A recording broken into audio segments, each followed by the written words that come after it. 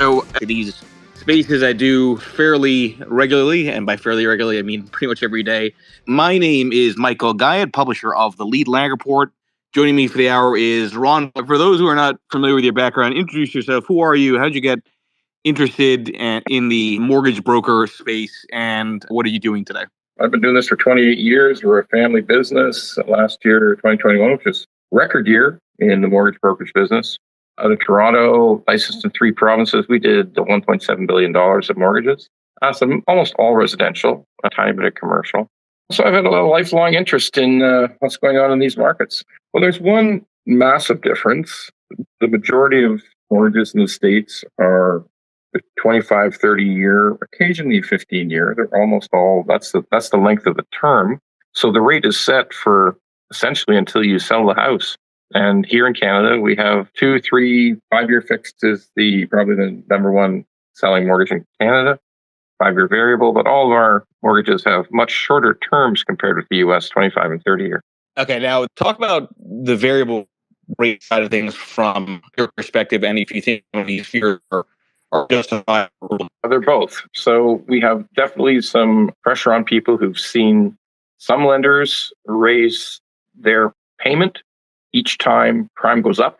And those people are feeling the pressure that it's uncomfortable, even if it's still affordable. It's just been too much, too fast. And they are all feeling uncomfortable with it. We have some lenders, the majority of lenders in Canada, in fact, who set a static payment. And what happens is the interest goes up and the amount of, let's give a simple example. Let's say you're paying $2,000 a month for your mortgage. And when you start, back when prime rate was incredibly low, let's say you're starting out at 1.45 was the interest rate you're paying. And then now it's going to be 4.45. We take that $2,000 payment. When you started, $300 of it, maybe $350, was going towards the interest component of the mortgage. And the balance of $1,650 was going to the principal. You're paying down massive principal. So today, now you're approaching $1,900 of interest and very little principal. And as we expect a increase of 50 beeps on the 26th of October, you will cross over the point where your mortgage is the interest is bigger than your payment. And then some people will simply have to pay more. That's the correct answer. We have some people that have seen continuous increases in their payments because that's the type of variable rate mortgage they have. And those people are feeling the pressure. They might still be affordable to them, but they're feeling uncomfortable. And then we have the people who have, in Canada, we have a static payment product where you strike a payment and that rate does not change. However, within the payment itself, you have an interest component, you have a principal payment component. As the prime rate rises, you have less payment to principal and more payment to interest. But finally, there's a crossover point. It's referred in Canada as a trigger point, when there is a moment in time when your mortgage payment no longer pays any principal. That's the trigger point. And you have to find a way to make additional payments to find a way to make sure that the mortgage doesn't actually grow, that you're not experiencing a balloon effect on your mortgage. So that's, some people will reach that point already, a few, and some people are reaching that point. Definitely more people will reach that point on the 26th of October, when the Bank of Canada goes up at least another 50 basis points. What is the more important thing for home buyers? Is it the level of mortgage rates, or is it the volatility of mortgage rates? Because again, going back to variable, I have to assume that the volatility of rates, and I don't mean just the trends, right? But just that probably makes people hesitant to take on any purchase. Well, really, the trouble right now is neither one of those sentiments. The problem right now is the math doesn't work. We've had such an incredible run up in pricing in Canada over the last. If we compare Canada to the United States, in 2008, the United States went through an enormous deleveraging in their housing markets, like all type of housing bubbles in various regions throughout the States.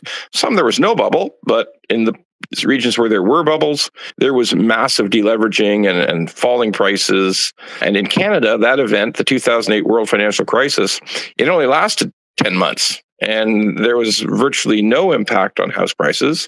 And so house prices that were pretty high in 2008. They just continued going up and up and up.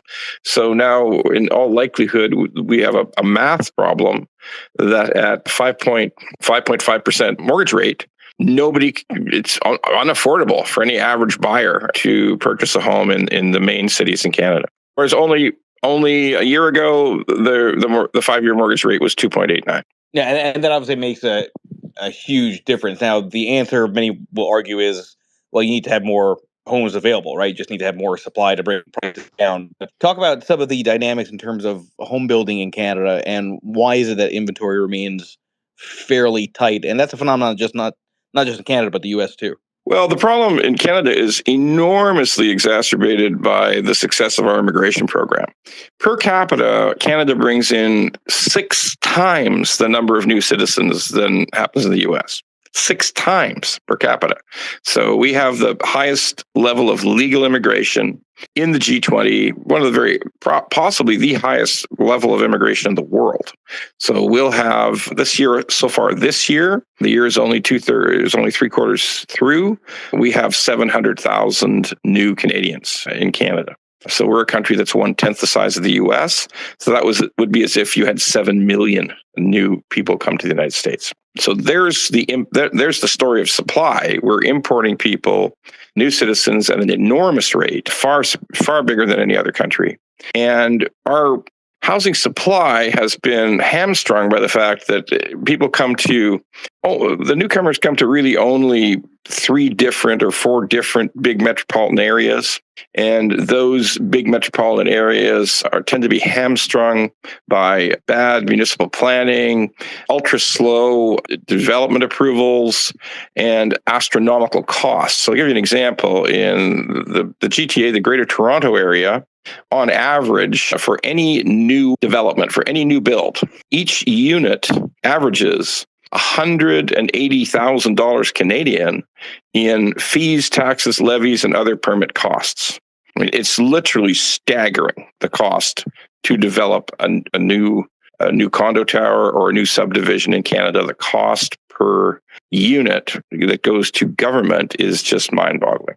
Why is that? Is that something that's been over time that's gotten worse? Yeah, over time it's gotten worse. We just have phenomenally bad government. Typically our governments on a municipal level, picture them as just all Democrats all the time. Like and even on the state level is basically all blue state all the time. And the combination of these factors has meant that it's absolutely meant that there's just bizarre municipal planning, bizarre state interference in our equivalent as provinces, bizarre provincial ideas about zoning and set aside green space that doesn't make any sense to be green space. And it's a long list of utter craziness, but really massive costs. We have some of the lowest property taxes in North America. As a matter of fact, Vancouver, the city of Vancouver, which is a beautiful city, attracts many new immigrants, is famous as having the lowest property taxes. By the way, there's no homeownership fees in this country, no home ownership association fees in this country. It's only property taxes from cities and towns. And the lowest in North America, of any major city in North America. I think it's 20% lower than the next closest major city, which is Toronto. So we have a history in Canada of ridiculously low property taxes, which our municipal governments make up for by charging new people who are buying houses an astronomical amount of money. So it's just a case of tremendously bad politics. Right. Basically, you're saying it's a problem of their own making, right? But 100%, I have to assume that 100% problem of their own making. 100% problem of their own making. Yes. But I have to assume there's got to be some pushback. I mean, aren't people aware of this and trying to argue against having all these barriers? It's a kind of a perfect storm. The people who are new immigrants, brand new in the last 5 years, they're just getting their feet on the ground. And, they're also told stories about massive increases in price. So even if the price seems absolutely batshit crazy to buy the home, if you're new to Canada, the people around you, your family members who are already here are telling you, well, don't worry, the price goes up 10% every year, at least. At least it goes up 10%. So even though it seems ridiculously expensive, it's the way to generate wealth. And of course, eventually that bubble bursts. This is what we're experiencing right now due to the increase in interest rates. And it's all the chickens are coming home to roost. Like the people are only starting to talk this year about the insane zoning concepts, the bizarre cost of building new subdivisions or building a new condo or apartment tower, or even just building a rental building, a rental apartment building. The costs are just off the wall in terms of the amount you have to pay the local governments. And it's just starting now because people were kind of dazzled by this long run up in house values and thought, well, it's probably not good for new people, but I'm doing really well at it. And you might even stop and say, well, what about people? Didn't they care about their kids? Didn't they care that their kids are being priced out of their own neighborhoods that they lived in? And the answer to that was, well, the prices have gone up so much, people who are already there borrowed against their homes to give gifts of money to their kids to buy houses or bought condominiums in anticipation. We know people who bought condominiums with the intention that their 10-year-old kid would need that in another 10 years. We had that kind of bizarre bubble behavior going on. Now, that's all going to change in the next 6 months. It's changing already, but it's going to be a sad time. You said bubble burst, and I think it's clear that that's starting. But how far along are we in these prices correcting in Canada to the ultimate bottom? Well, real estate is local. I mean, if you look back at what happened in the U.S., in 2008, there were areas that took 60% hits. If you think about parts of California, Arizona, Florida, huge hits. And there were parts that took maybe 20% or 18% or 25%. And there's some small towns in Arkansas and Alabama, nothing happened at all, or just almost negligible. You got a huge country in the U.S., so it's very regional. We just have maybe 5 huge metropolitan areas in this country. And, in the exurbs, like the far distant suburbs of these, if we think about the Vancouver area and the Toronto area, the far distant suburbs hit a peak in February of 2022. Just this year, they hit an all-time high. And those far suburbs have probably already come down between 25 and 30%. So I personally feel that there'll be at least another 20% correction in those distant suburbs. And in the big cities themselves, in the heart of the cities, there is some softness in the market, but I don't think we're going to see any kind of real major softening until later next year in Q2 2023. And we're going to see some impact then. We should probably see some 15 to 18% price reductions in the very best locations in Canada. One of the things that's often known and referenced when it comes to U.S. housing is the wealth effect, right? As home prices go up, people are more confident about their spending patterns, so they spend more. I'm sure it's the same dynamic in Canada. Talk about how this ongoing breakdown in housing prices impacts consumer spending. Here in the U.S., there's a lot more, I would argue, creativity in terms of releasing spending power from your home, right? But there's a ton of creativity here. Trust me, there is a ton of creativity here. Please, lots, tons. Yeah, absolutely.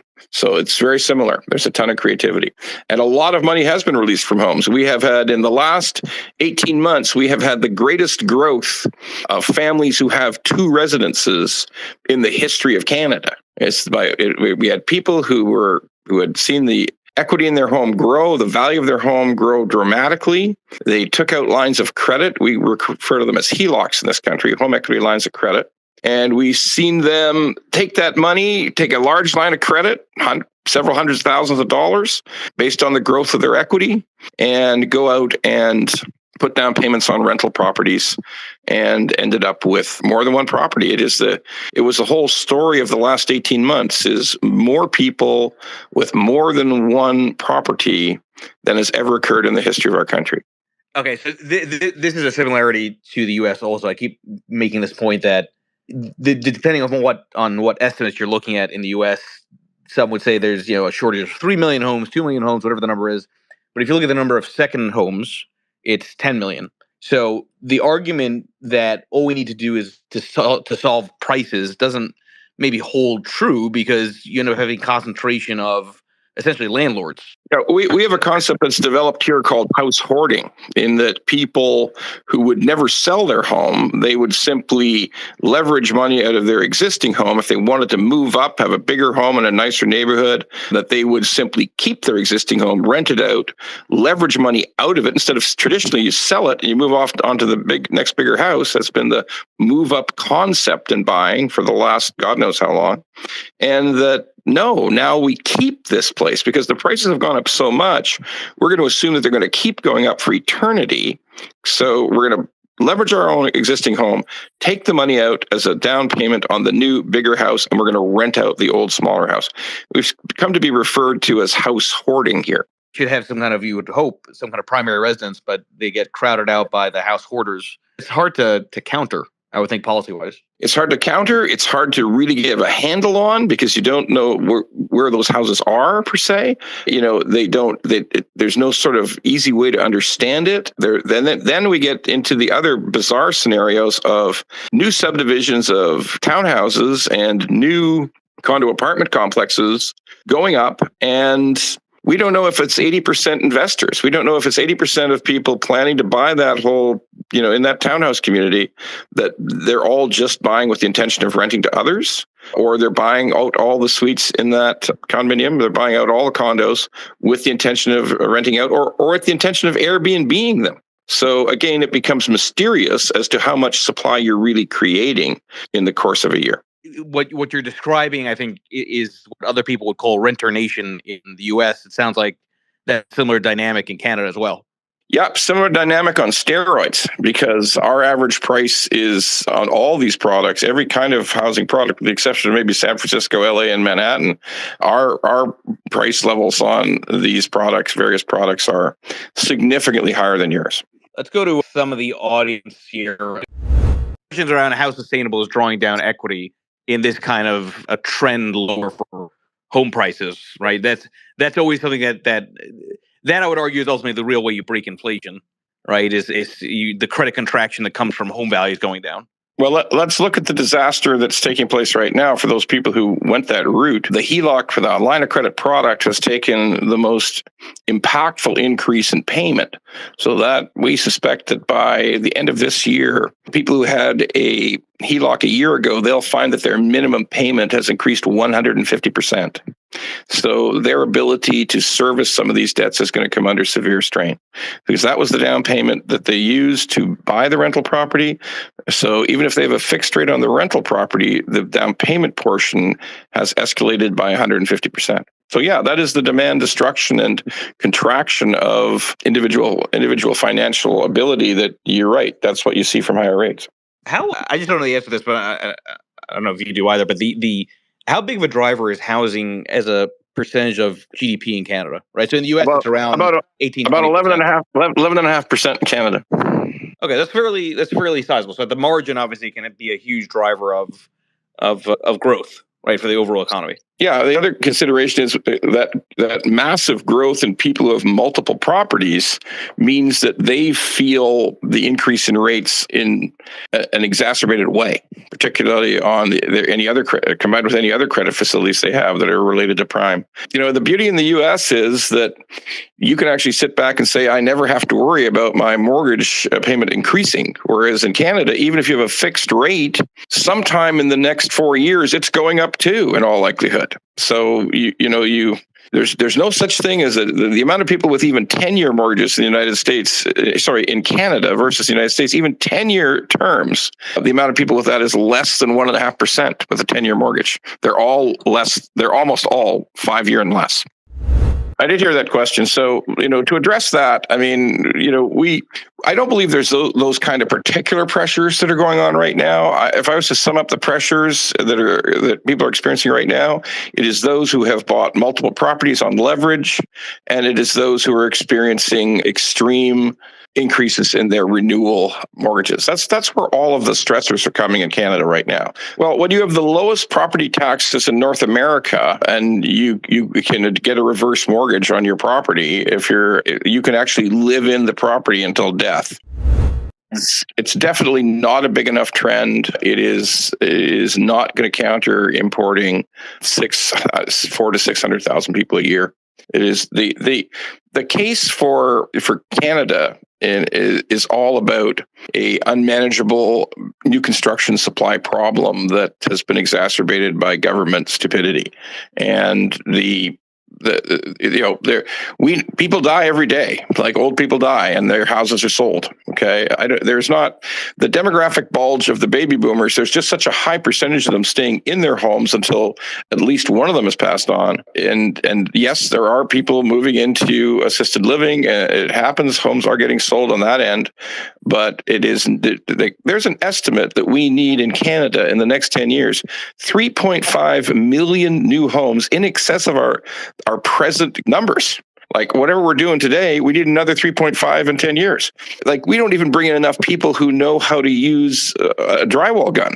We're seeing this depletion of people in the trades, because here's an interesting fact. Almost all of the new immigrants we brought in 2021, that was obviously a COVID year, there was less actual immigration, were from inside of Canada. They were university students who we allowed to apply for citizenship and get permanent residency.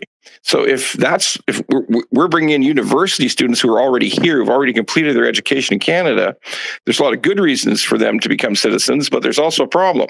They're all STEM or art students who don't even know which end of the hammer goes against the wall. Okay. So, we have a tremendous problem with bringing skilled trades into Canada that, once again, our government is not addressing in any rational way. On the you made that point many times, Ron, lowest property taxes in North America. I've got to assume that there's a risk broadly in developed economies that as these governments are highly indebted, they have to find new ways of getting and paying off that debt. So property taxes become an easy way to do that, right? By increasing them. Do you factor in any kind of risks there as far as property taxes going up because the government is going to be starved for more cash flow? That's a good question, and the problem in answering it properly, the correct answer is that we have three levels of government in this country: a municipal, the equivalent of state, province, and federal. And the province is in charge of sort of overall land use, and the municipalities are in charge of setting property taxes. So in municipalities, they avoid increasing any property taxes because the people who vote, there's only about 15% participation in municipal voting in this country. So in other words, of all voters, only about 15%. So that's typically people who are over 60. And those people who come out to vote for mayors and councillors are people who they don't want to see their property taxes go up one penny. And that is why you have seen this ridiculous shift to 140 to 180,000 of additional taxes, levies, permits, and other fees going into all new developments, because the people who pay the property tax have elected politicians who know they can't increase the property tax. Now, sure, someday it's got to break. Yeah, it has to. It's reached the point of too ridiculous. But believe me, we still have an incredible municipal pushback on any increase in property taxes. Like, it's gotten so crazy in the city of Vancouver and in British Columbia. If you're over the age of 65, the provincial government will say, no, we'll pay your property taxes for you. These incredibly small, the lowest property taxes, we'll pay them for you, and as a grant, as a subsidy, and we will recapture that when you sell the house. Okay, so you've got people in Vancouver who are paying zero property taxes. Well, that's more of a question for, Ben Bernanke than it is for me. I gotta say, I'm just not that sophisticated to give you that sort of an answer. And it is also a very, very difficult time to try to formulate these answers, because I can see clearly some things that are on the ground that are obvious. The growth in population of new citizens is impossible to escape. The math that people with a mortgage that has a 5 in front of it, a rate that's in the fives, or we think maybe eventually in the low 6s, with those rates, these prices have to come down very significantly for average people to afford them and to make the financing work. But then there is a question of foreign money coming into the marketplace, which all these other really important market forces have kind of taken that question off the table. Nobody's talking about that anymore. And some of the stuff is just becoming mysterious to me as someone on the ground. I even lost track of how much foreign money is coming in because there's just so many other volatile forces that are coming at us every day. So I'm afraid I can't really give an intelligent answer to that question. It depends on I always have to tell people today, after the extreme volatility that we've gone through, there also has to be some sort of personal comfort level has to be assigned to this, like a sleeping at night comfort level has to be assigned to this. So in some cases, we're recommending 1 and 2 year mortgages, 2 year fixed mortgages, so that you can actually say that I know exactly what I'm paying. I know exactly how quickly my mortgage is being paid down. Because if you take a static payment variable, there still may be we don't know what's going to happen. And we're assuming we know what's going to happen in Q1, Q2 next year. We think the economy is going to be in a bad spot. It's going to be a recession. And that rates will stop rising. But there's a lot of things that have happened in the last 2 years that were completely unexpected and out of left field. So we often recommend people on a 2 year fixed. A 2 year fixed will give you the opportunity to have a much better look at it in what would hopefully be a much calmer time in 2025. No, I think we will, depending on the type of commercial. Obviously, warehouse logistics has gone big and is very successful and is doing very, very well. There is a whole bunch of interesting things that are happening in retail locations where some of the big, well-located malls are starting to add 9, 10, 12 condo towers to that property, and that's giving a whole new life to those locations. But for some of the more marginal retail locations, there is a question that those could come down quite a bit. Yeah, it's just run through the roof in the last 2 years. It's gone from like $7 a foot to $18 a foot, and that's probably the limit of where it can go right now. Well, here's what I'll guarantee you on the warehouse side. It's all stuff that's huge, and it's all already, that land was already owned by people who bought it up 10 years ago or 20 years ago or 30 years ago. So, it's on if you're talking about investing on the REIT side, it's got to be a very, very specific REIT. And I think some of the runway is out of that because we've gone from $7 to $18, may not be as much more runway on that space. So the question, Ron, is in the U.S., there's mega institutions like BlackRock and others that are buying up properties, right, and putting it on their books. Is the institutionalization demand significant in Canada? Are there concerns around that dynamic also impacting overall inventory? Yeah, that is something that reared its head about 12 and 18 months ago. Some local operators proposing to do the same sort of things as BlackRock does in the US. And this recent spike in rates has put the stake through the heart of that concept because the math doesn't work for them either. The math in Canada with the elevated prices that we have in all outlying communities and all the central urban markets, prices are so high that the math doesn't work for rentals on that concept anymore.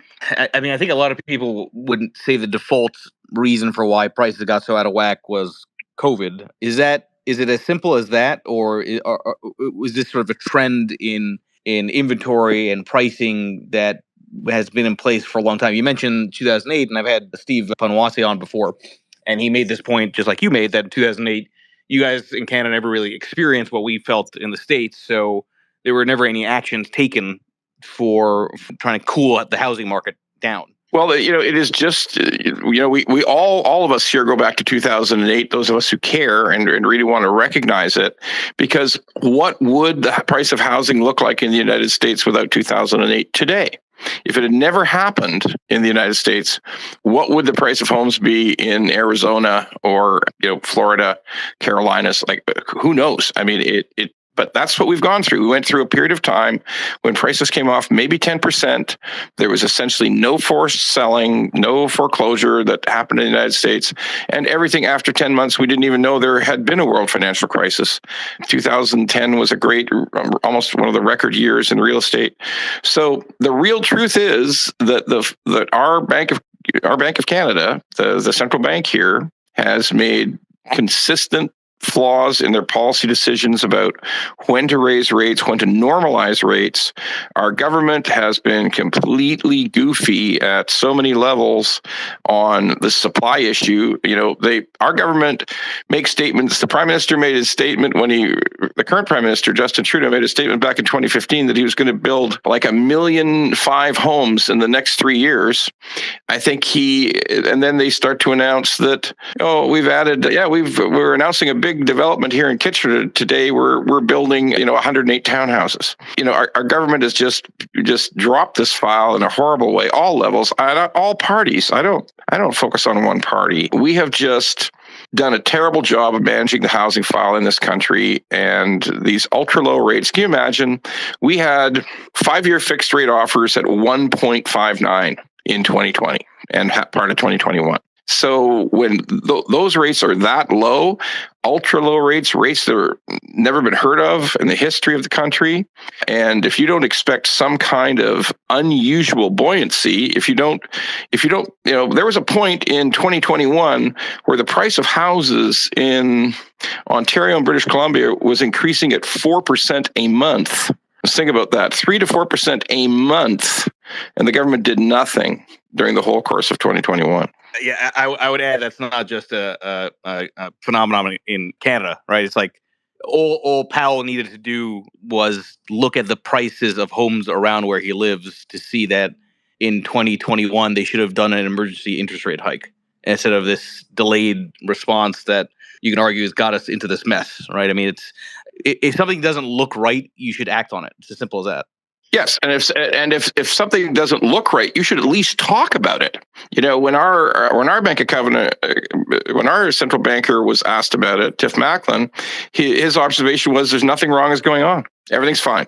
Everything was fine when the price of houses were going up 3% a month. It's just fine. I mean, if you'd at least stood up and said, we even expect to begin substantial increases in the rates in the next 6 months. If you'd even said that in the middle of 2021, you wouldn't even have had to raise the rates. You just would have said, yes, we expect very significant increases. But instead, silence on the subject. Nothing said, nothing done, no signal sent to anyone that there was something wrong with the price of houses increasing 3% a month. And obviously you saw that, right? I mean, you've been in business for a while, you know this stuff. I mean, I always wonder if it's willful ignorance or just outright stupidity that which is obvious is not called out. Well, I've always said this about politicians and government functionaries, that I always believe that incompetence, stupidity, and laziness is a far more frequent answer than a conspiracy. But it's crystal clear to me that these people, whether it's in the United States, Europe, or in our own country, live in a bubble in which no reality intrudes. It's just their own assistants and their own colleagues telling them they're doing the right thing. Because you just can't miss 3% increase in house prices a month like you have to. You had to have people telling you, no, that's just a rumor on the street, Governor Macklin, it's not really happening. Somebody had to tell you something different, because I don't know of any rational person that thinks house prices going up 36% a year is something that would make sense to anywhere, anytime, anyhow. It's senseless.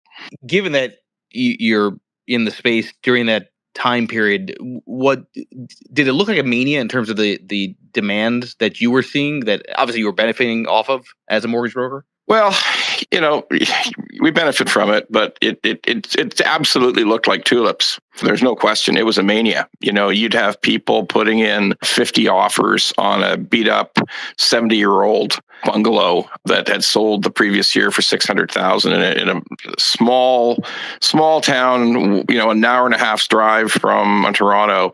Beat up 70-year-old bungalow going for previously sold for $540 on its best day with 25 bids, and ending up selling for like $1,040,000.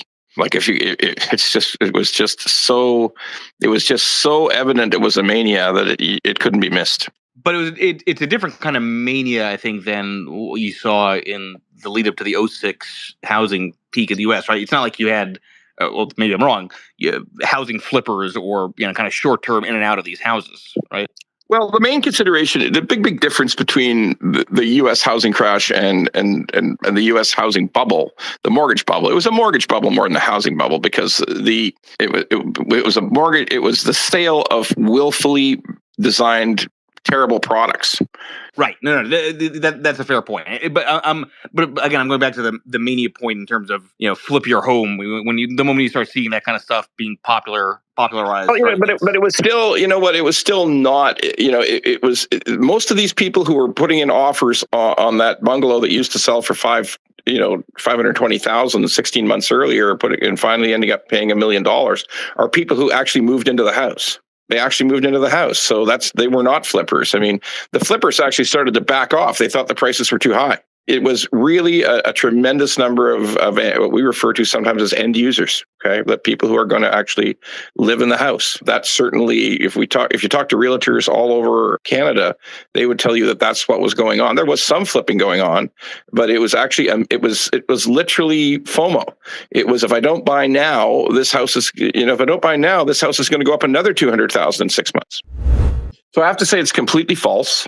The Canadian banking system bears no resemblance to the excesses. By the way, some banks were fine in the United States. I mean, in 2008, there was a certainly select group of banks that got themselves involved in the sale of products that were designed to fail because they had divorced. They didn't own the product. They were just acting as middlemen, selling the mortgages off, packaging the mortgages, selling them off to sovereign wealth funds in Norway. And in Canada, these banks have to live with the mortgages. It's on their books effectively forever. And there was never any kind of underwriting that was going on, mortgage underwriting or mortgage products designed here in Canada that were the same as the US. I'm a student of what happened in the United States in 2003 through 2008. And it's nothing the same as what's gone on here. Not to say that their shares can't come under a bit of pressure, because they're not going to have any, they're going to have no mortgage growth, and they're going to see declining originations for the next couple of years. They're going to see some growth in default, although nothing they can't handle very easily. There's no jeopardy to the Canadian banks other than some depressed share prices.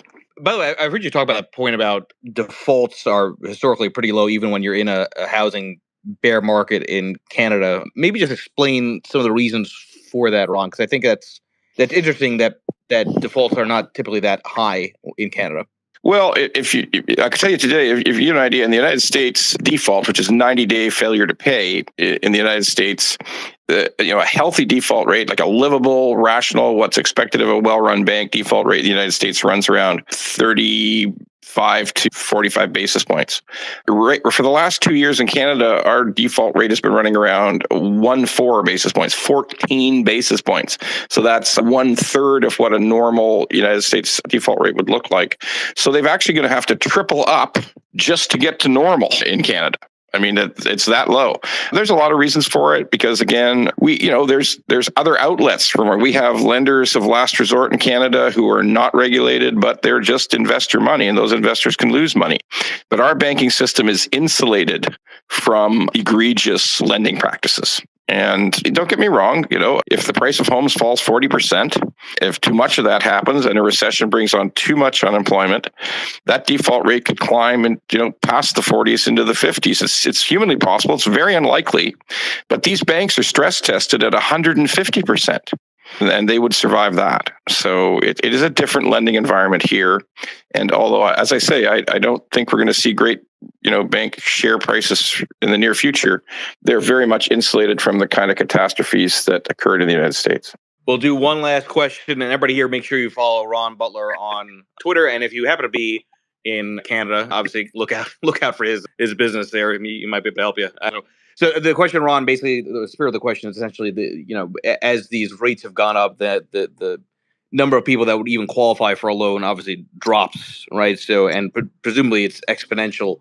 Any similarities there to other housing crises or periods in history that you've seen? There are drops, but again, there's still a lot of 38% of all Canadian properties have no lending on it. So there's still absolutely some equity in the marketplace. There are still family buffers of people who have access to money. When we look at when we look at any group of new Canadians coming to Canada, most of these people are some of the hardest working, most willing to put in extra hours, people that you can ever find. And they typically, when they buy a house, I tell people I think those folks would drink rainwater and eat grass and not to miss a mortgage payment. So is there going to be some pressure in our marketplace? Absolutely. Is there going to be some continued downward movement in house prices? I believe there will. Will there be somewhat higher rates, but before we hit the recession full bore in 2023? Yes, I think the rates will go higher. I think the math will become harder, but there's support. There's a floor under house prices in Canada if you're bringing in 6 times the number of new citizens that the United States brings in. There is a floor under these house prices. Yeah, that's a very, very good point. Everybody here, again, please make sure you follow Ron Butler. Thank you, Ron. Really do appreciate you spending the hour. Looks like we got a strong audience here, and everybody enjoy the rest of your day. Thank you, Ron.